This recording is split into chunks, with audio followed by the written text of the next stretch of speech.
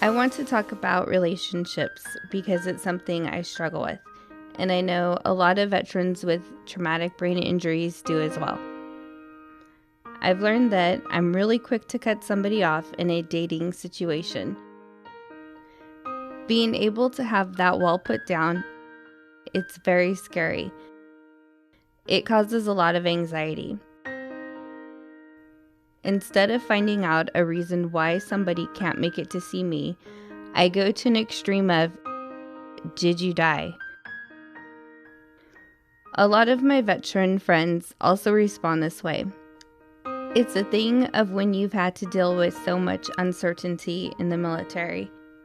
You try to separate the two, but sometimes it's hard. Sometimes all you need is reassurance, like a text response back of, no, I'm just having to work late. I'm an empath, so a lot of times if I'm in a relationship with someone, I don't know if I'm feeling their feelings or my feelings, and I have to take a step back to dissect it. I met this guy. He told me some things about his past.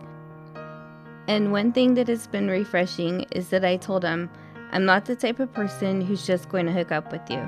If you just want to have sex, I'm not ready. He said, when you find the right person, you just know. I'm willing to wait.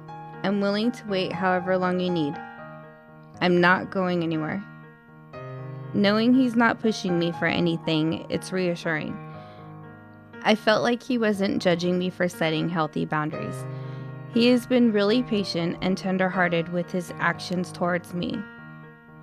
With him, it's different. It's calming and natural. My anxiety goes away when I'm in his presence, and I can just be the real me.